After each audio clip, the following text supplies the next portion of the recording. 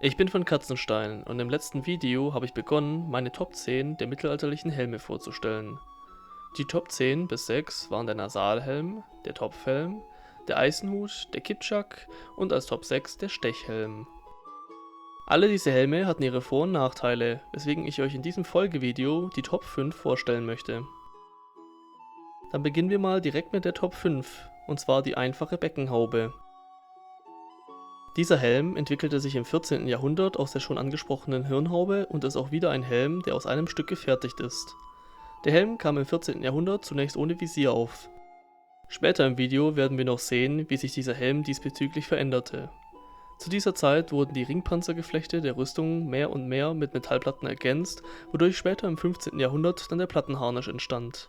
Aus diesem Grund hat dieser Helm noch keinen richtigen Hals- und Nackenschutz. Er ist aber so konzipiert, dass ein Ringpanzergeflecht an ihm befestigt werden kann. Auch bei diesem Helm ist durch sein offenes Gesicht wieder die Sicht und die Atmung ein ganz klarer Vorteil.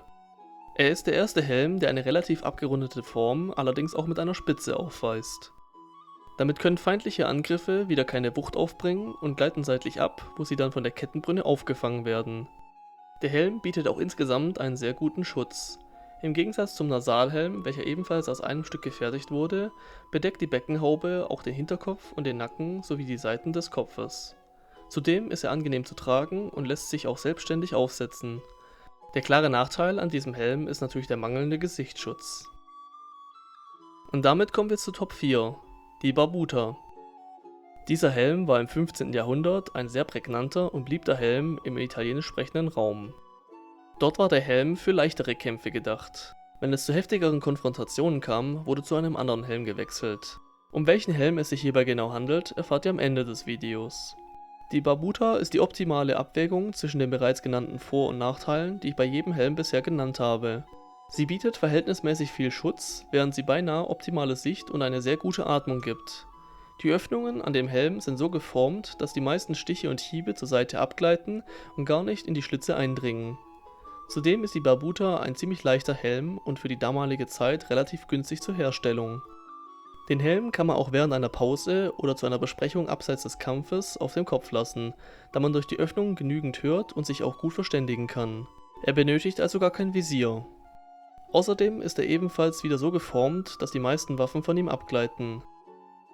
Was ein großer Nachteil ist, durch seine Form, die das Gesicht bis zum Kinn schützt, ist es nicht möglich, einen passenden Halsschutz wie eine Halsberge zu tragen, die diese Region vollständig schützt. Natürlich ist es möglich, hier einen Ringpanzerkragen zu tragen, aber dieser bietet eben keinen vollständigen Schutz.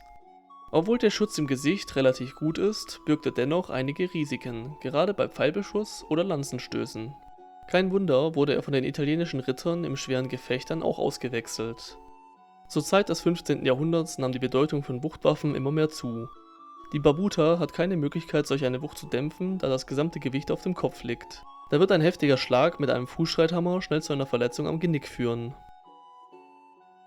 Damit kommen wir erst zur Top 3, die Hundskugel. Wie bereits erwähnt, wurde die Beckenhaube später noch mit einem Visier erweitert, das bei Belieben durch zwei Stifte einfach entfernt werden konnte. Das bekannteste Visier ist das der Hundskugel. Die Hundskugel ist nach vorne spitz zulaufend. So können alle Angriffe durch Pfeile und Stöße durch Lanzen überhaupt nicht auf das Gesicht treffen und gleiten zur Seite ab. Auch die Augenschlitze sind so geschmiedet, dass Stiche sich verhaken und nicht in die Augen rutschen können. Damit bietet die Hundskugel einen hervorragenden Schutz, obwohl ihre Sicht an den Augen ziemlich gut ist. Auch bei der Hundskugel spielt die Einschüchterung genau wie beim Kipchak eine gewisse Rolle. Diese sollte nämlich möglichst entmenschlichend wirken und das hat sie auch getan. Eigentlich interessant, dass man in östlichen Ländern ein Gesicht aus Stahl imitierte und im Westen genau davon wegkommen wollte. Und beides hat einschüchternd gewirkt. Ein sehr großer Vorteil dieses Helms ist, dass man das Visier aufklappen oder ganz entfernen konnte. Demnach konnte man das Visier auch mit einem anderen austauschen, falls es beschädigt war. Zudem bietet die Hundskugel genau wie bei der Beckenhaube den Vorteil, dass der Hals durch ein Kettengeflecht geschützt war. Sie war zu ihrer Zeit im 14. Jahrhundert einfach der perfekte Helm für den gerüsteten Kämpfer. Trotzdem hat dieser Helm natürlich auch ein paar Nachteile und diese sind wieder die erschwerte Atmung und natürlich auch die Sicht.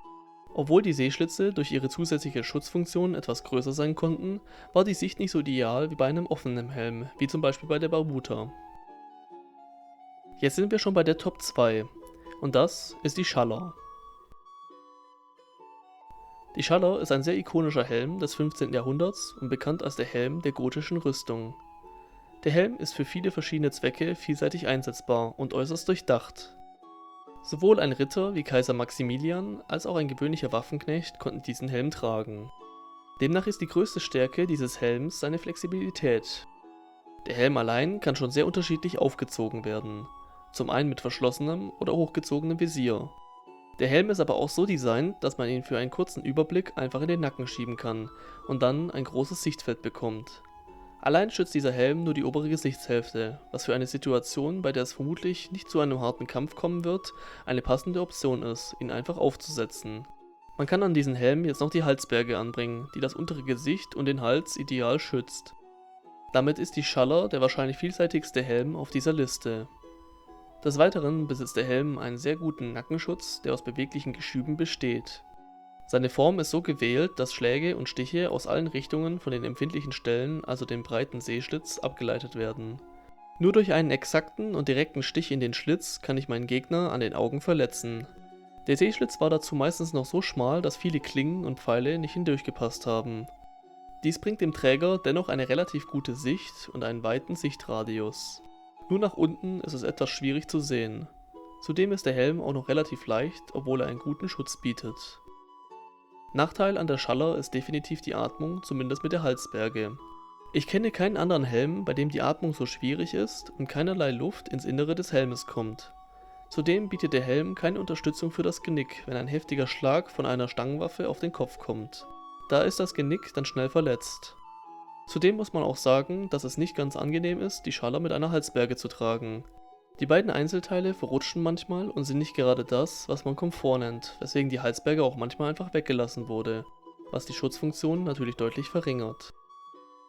In der Herstellung ist der Helm nicht gerade günstig, was sich dann nicht jedermann leisten kann. Damit haben wir es geschafft und kommen endlich zur Top 1 der mittelalterlichen Helme, und dieser ist der geschlossene Helm, den man auch Armet oder Maximilianischer Helm nennt. Dieser Helm ist eigentlich die Vollendung und Perfektion der Schmiedekunst und der beste Helm des Mittelalters. Wie bereits schon erwähnt, bietet er die Alternative zur italienischen Barbuta, wenn es zu härteren Kämpfen kommt. Deswegen kommt er auch in Italien als Armet oder in Deutschland als der Maximilianische Helm vor. Er ist schlichtweg der Helm mit der besten Schutzfunktion im Verhältnis zum Tragekomfort und der Sicht. Der Helm bietet absolut hervorragenden Schutz, sowohl im Nahkampf als auch gegen Pfeile, die keine Chance haben, in die kleinen Sehschlitze zu kommen. Der Helm besitzt die perfekte Form, damit alle möglichen Waffen an ihm abgleiten, aufgehalten werden und damit keine Energie übertragen können. Das sieht man bei manchen Armets auch an dem Helmkamm, wodurch Schläge nicht direkt an Metall über dem Kopf eintreffen. Der Helm wird an einem separaten Halsschutz befestigt, sodass es zum einen keine Möglichkeit gibt, den Träger am Hals zu verletzen. Zum anderen ist die Verbindung beider Teile so hergestellt, dass der Helm durch Geschübe sich nach vorne und hinten bewegen kann und gleichzeitig theoretisch um 360 Grad gedreht werden kann. Dies bietet absolute Bewegungsfreiheit. Viele Armets haben am Genick bzw. am Hinterkopf noch eine kleine Platte, die beim Sturz dafür sorgt, dass das Genick nicht nach hinten abklappt, sondern in einer Linie mit dem Körper bleibt. Der Armet und auch der Maximilianische Helm besitzen beide ein Visier. Gerade beim Armet besteht dieses häufig aus 2, manchmal sogar 3 Teilen, sodass das obere erstmal zur besseren Sicht geöffnet werden kann und das untere danach zum Atmen und Luft bekommen. Der Helm wird nicht wie bei allen anderen von oben über den Kopf gestülpt. Der Armet wird dreiteilig durch Scharniere geöffnet und kann damit perfekt an die Kopfform des Kämpfers angepasst werden, ohne dass die Öffnung am Hals groß genug sein muss, dass sein Kopf hindurchpasst. Dies spart zum einen Gewicht und auch die klobigen Nachteile früherer Helme wie das Verrutschen, sodass man durch die Augenschlitze nichts mehr sehen kann, fallen dadurch weg. Gerade der Maximilianische Helm hat noch die besondere Funktion, dass sein Visier so geformt ist, dass Kugeln von Feuerwaffen im Idealfall davon abprallen, da sie eigentlich niemals zu 90 Grad direkt auf dem Metall ankommen und damit ihre maximale Energie nicht entfachen können. Aber auch der vermeintlich perfekte Helm des Mittelalters hat seine Nachteile.